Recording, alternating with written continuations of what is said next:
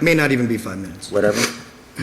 Thank you. If it pleases the court, this is a mortgage foreclosure case that was filed in 2013. It's actually the second filing of this case. The mortgage in this case has actually been in default since November of 2007. The owner of the property, Kingston Mortgage, and I neglected to mention my parents, Paul Alexander Bravo, on behalf of Kingston Mortgage, the appellant in this case. The owner in this case purchased the property at a foreclosure sale that was held by a condominium, or by the clerk, on behalf of a condominium, who filed foreclosure after the first mortgage holder, HSBC Bank, took a voluntary dismissal on an initial foreclosure, which was filed in March of 2008. And that case was dismissed in December of 2009. HSBC, again, voluntarily dismissed the case. The case was refiled in November of 2013. Kingston at that point had already taken title. Kingston took title to this property in 2012, September of 2012. HSBC apparently neglected to update its title search and didn't sue Kingston, and proceeded against the former owner, Yvette Cohen, who's interested in an appellee in this matter, in the appellate matter. And they proceeded to, I guess, just before trial, it was a couple weeks before trial, they, I guess, realized that Kingston needed to be a party of the case as the owner of the property, which in order to foreclose. And Kingston was then added just a few days before trial. They were served, or Kingston was served, and but it was, I think I think Kingston was served the day after trial in this case. Judgment was entered, and once Kingston realized what happened, and I was the trial counsel, again, Paul Alexander Robb, I was the trial counsel for Kingston. We filed a motion to vacate on the basis that Kingston was an indispensable party, and so the judgment was void. Actually, there was no lawyer for the bank at the hearing before Judge Sigler when she vacated that order, but she did enter an order vacating it. Sometime later, I guess October of 2014, Judge Bailey entered an order. Judge Bailey, in her administrative capacity at the time, entered an order in numerous cases, and I know that I appeared personally at a few of those hearings. In this case, it was the order was entered in October 24th, 2014, and it's a unique order. I mean, it's not typical. It's certainly atypical. But with the foreclosure crisis that we've had down here in South Florida, well, it's an order that basically says, if there's not an answer, tell me why default hasn't been entered. That's correct. Issue an order to show cause type order. It's like exactly, and I would also view it as an order to show cause. So basically, any parties that hadn't filed an answer, according to whatever she reviewed it within chambers, or she used some other method of determining in what cases what parties needed to have filed answers or hadn't filed answers. The plaintiff, HSBC, then at that point had to, within a month, because the hearing was set for about a month later. It was for October 21st was actually the date of the hearing. The order was entered in September 19th. At the date of the hearing, your client had been served and your client had filed an answer? My client was served. We were served in New York, as I stated earlier, the day after the trial. They had filed an answer, am I correct? There was no answer filed. They filed a motion for summary judgment? Exactly. We filed a motion for summary judgment on the basis the statute of limitation was expired, based on the prior acceleration in 2007. So let's make sure that we're clear here. On October 21st of 2014, you were present at the hearing, is that right? I was present at the hearing. At that hearing, Judge Bailey was handling a master calendar of foreclosures. It wasn't her case. It was assigned to another judge, but she handled the master calendar. That's right. And upon the presumption by Judge Bailey that Kingston had not been served, she dismissed the case as to Kingston. Is that right? No, that's not. That's what Judge Sigler found at the subsequent hearing, and that's why we've argued that in addition to the fact that the motion was untimely under 15.30. Case is dismissed against Kingston Mortgage LLC. No proof of service. Is that what the order of October 21st said? Well, that's what the order says. She hand wrote. If you notice, that's I noticed. Form order. She hand wrote. Case is dismissed against Kingston Mortgage LLC, no proof of service. That is what she wrote. That is what the order says. That is what the order says. Yes, that is the order that was subsequently vacated. That order was subsequently vacated. So before we get to the subsequent vacation, You were at this hearing, were you not? Yes, I was. And Judge Bailey was apparently under the assumption that Kingston had not been served. Is that true?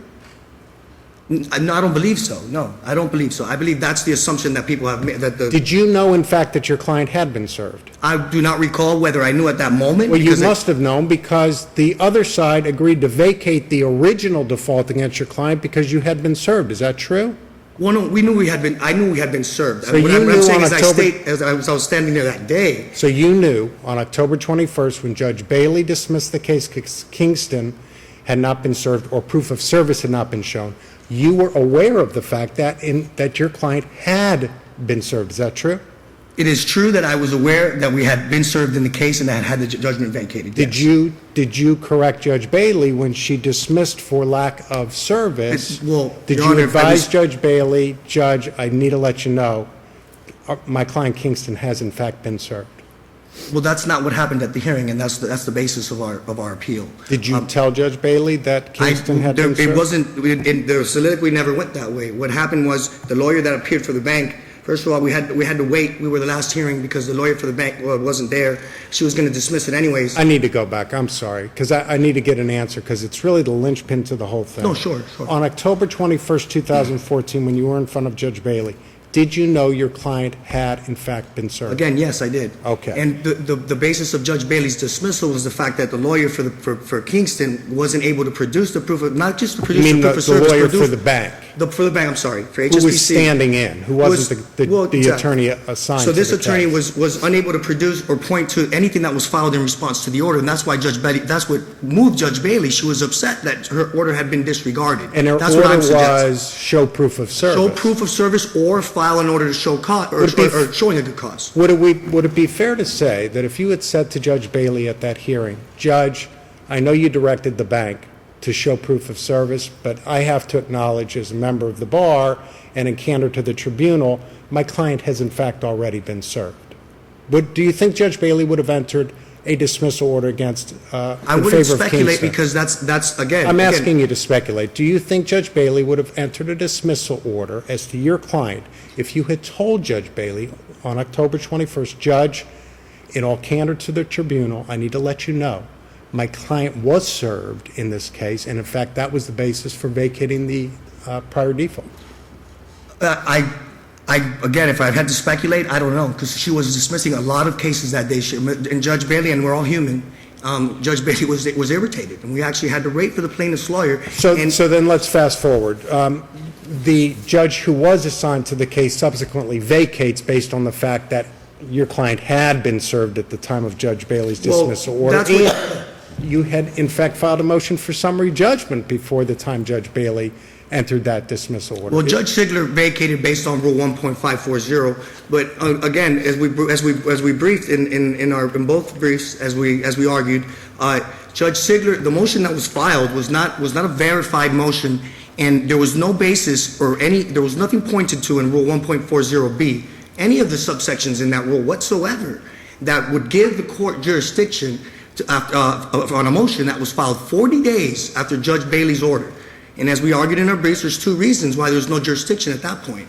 Number one, because they had to file that motion within 15 days of the dismissal order that Judge Bailey entered in order to have it reconsidered on the basis that there wasn't good reasons to dismiss the case. So in response to an order to show cause. You don't think under 1540 there was a mistake by Judge Bailey in entering Not the this type of mistake that's correctable under 1.540. And this court actually just issued an opinion in a case I was involved in February, I believe, in Foreclosure Mortgage versus City Mortgage, where the arguments may have been different, but the rule of law is exactly the same.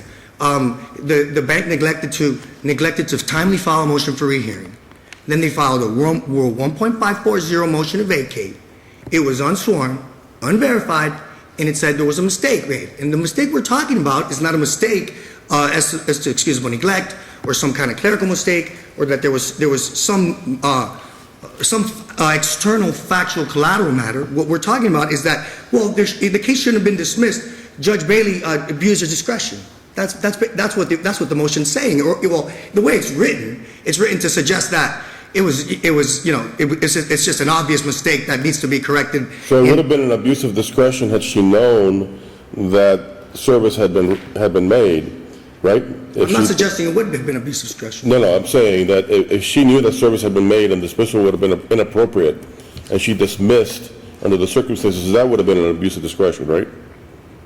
Well, perhaps. I mean, that would. All right, let's stop. Perhaps, yeah. But if she didn't know that service had been made, despite the fact that you knew that it had been made, and if she didn't know that service had been made and she dismissed for failure to serve, that would have been a mistake, wouldn't it? If she didn't know well, again, we're If going she back to didn't know that service had been affected. What I just would like to point out, Your Honor, Listen to me. If she didn't know that service had been affected, but in fact it had been, then her decision would have simply been a mistake if she was unaware of the record, correct? Yes or no? It would have been a mistake. It would have been a mistake, yes. It would have been a mistake on the facts that existed at that time. Right. And that's a mistake that's determined at a hearing. And the hearing was before Judge Bailey. Got it. It was Judge Bailey that was there. That she was there. So the suggestion that's in the answer brief, and that's it's a little more in the answer brief, and it was done at the hearing, not so much in the initial motion, is that there was something that Kingston did wrong. Kingston didn't do anything wrong. Kingston didn't even have to appear at that hearing. If Kingston wouldn't appear at the hearing, then there wouldn't. Then I don't think there would even be an issue here. Yes, as you said, I think as you described it at the subsequent hearing in front of Judge Siegler, as to why you didn't speak up and advise Judge Bailey that you knew that your client had been served, I think you said something to the effect of, Judge, we didn't have a dog in that fight. That was between the plaintiff and the court. Is that what you said? I did say that. That's in the transcript. What I didn't intend to say that I stood there knowing that there had been service and that Judge Bailey was dismissing because she believed there hadn't been service, because that's not what happened. I was at that hearing. The lawyer that was there. Let me ask it a different way then. You did read the order after Judge Bailey signed it, did you not? I read the order only when HSBC. Did you read the order, counsel, yes or no? Yes, later on. Did you read it within 15 days of its entry? No, I did not, Your Honor. You didn't? I did not. So did Judge Bailey issue the order that same day? I imagine that she did, Your Honor. I didn't stick around to get an order. I had a lot of cases. Did you take any steps to correct the apparent misimpression, given the language I didn't believe there was a misimpression as I stand here today. If you just wait until I finish, that would be helpful to me. Did you take any action to correct the apparent misimpression of Judge Bailey's, based on what she wrote, that she was dismissing because there was no proof of service? Did you take any action to advise the judge, hold it, Judge, if that's the reason why you're dismissing, I need to let you know my client was served and we don't contest that? And in fact, Judge, we'd already filed a motion for summary judgment by the time you dismissed this case. Did you take any action to correct that? I did not take any action, and again, that I think I've already admitted that. Do you think you had a professional obligation to do so, counsel? If I was aware that there was a mistake, and I believe that Judge Bailey dismissed the case because she thought that there was no service on Kingston, then there would have been a professional obligation. So when the time came to vacate that dismissal, because based on the face of the order, it appears Judge Bailey was under the impression you had not been served when in fact you had, did you stand down and say we have no objection to vacating? No, I did not, and that's why we're here today. Yes, we indeed. did not. I did not stand down because that's the first thing you've said here today that I agree with you. That's why we're here. That's why we're here today. I did not stand down because I was the only. Again, this is a matter of procedural due process. Kingston was dismissed from this case. Yes, I would agree with that too. That's Kingston now the was second dismissed thing from you this said. case. This was a final order of dismissal. Kingston was relieved of all obligations to the court. There was no jurisdiction over Kingston. Kingston was mistakenly relieved of obligation, as Judge Siegler says in her order. The Judge Legal Siegler representative stood silent, allowed the court to err, and now standing before this court less than silent, argues that they should be allowed to take further advantage of the court's mistake. And that's why she corrected it. Well, what I'm suggesting Would you agree with me that that's why she corrected it? I would agree with you that she said that. And would you think it was proper for the court, for Judge Siegler to have said, I'm going to go along with your I gotcha. You didn't bring it up before, and now you're arguing it's too late now, so yeah. Would you think it's proper for a court to do that? I don't think it's proper for a court to make factual findings as to what happened before another judge without any evidence or anybody being under oath. Does the docket reflect that you were served before Judge Bailey dismissed? The docket does reflect that there was a return of service, yes. Does the docket and the return of service is proper on its face, is it not, creating a presumption of service? We filed a motion for summary judgment, and we were served, our Was there a registered challenge, agent. was there a challenge to service? There was no challenge to service. It was only on the statute of limitations. So do you think if Judge Bailey had been given a copy of the docket, she would have entered the same order of dismissal that she entered?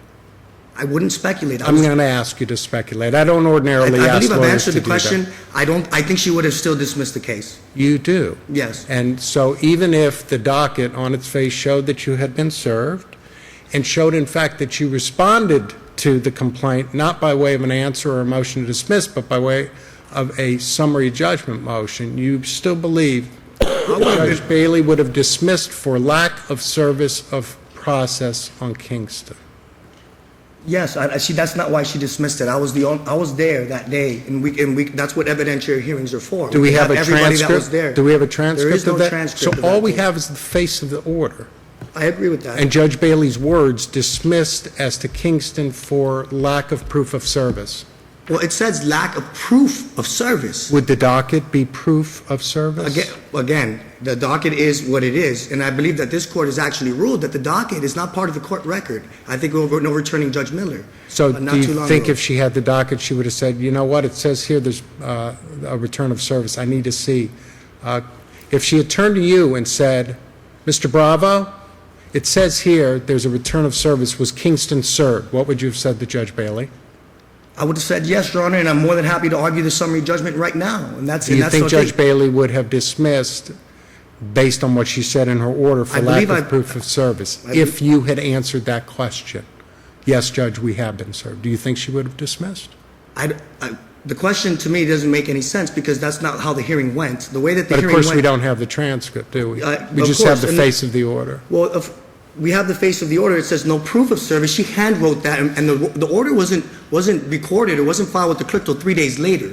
So she could have done that in her office later on, and not between the hearing and that time, that's what she remembered. But that's not what happened at the hearing, I see. and that's why we needed an evidentiary hearing. And Judge Bailey, out of respect for Judge Bailey, Did you ask for an evidentiary hearing on the motion to vacate? I did. I've actually filed a response the day before the hearing. This was set with 1 day's notice. The trial was 3 days away. The bank filed this motion 3 days before trial. And in terms of neglecting to do something or omitting to take an act that's proper to protect the interests of a client or otherwise, HSBC, they didn't repeal Judge Bailey's order. They didn't file a motion for rehearing. They didn't do anything until right before trial. They filed this motion without any Where in the record evidentiary did you support. ask for an evidentiary hearing, counsel? I filed a response, and I Tell me did the ask. record. Just tell me the record site. I'm sorry. The record site where you asked for an evidentiary hearing. Well, it's in the response, and I have it right here, and I need, as far as the actual site to the page in the record, we filed an appendix. And I'm sorry, I don't have the actual appendix in front of me, but in the first page, I made the same arguments we made in this brief, on this appeal. And the third argument is, and I'll read from the actual motion itself, it says, Kingston's request, and this is a request that the motion be denied, it doesn't specifically last for an evidentiary hearing because we only had 1 day till the trial. The hearing was set for the next day. Judge Bailey called my associate. Actually, Ruzi was called on his cell phone by one of the lawyers on the other side and asked whether he would consent to having the order vacated. I'm just asking you to tell me where you requested an evidentiary hearing. Well, we said Kingston's request is also based on the procedural unfairness of plaintiff's untimely motion, which doesn't present circumstance constituting an emergency, and yet represents itself as an emergency motion, and it was only filed 5 days before trial. Mr. Bravo, you said a minute ago that that it didn't expressly ask for an evidentiary hearing. Just say that. Well, If the pleading didn't expressly ask for it, just say that. it doesn't expressly ask for an evidentiary hearing, Your Honor. Right, that's all Judge Enos wanted to know. No, I understand, and I apologize. Don't you think we've heard enough about this? Yeah. Counsel, thank you very much. Your time's up. Thank you. Thank you. Counsel?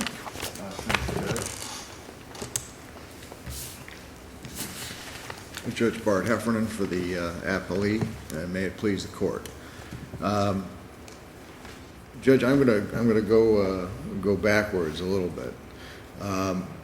Kingston Mortgage was served on.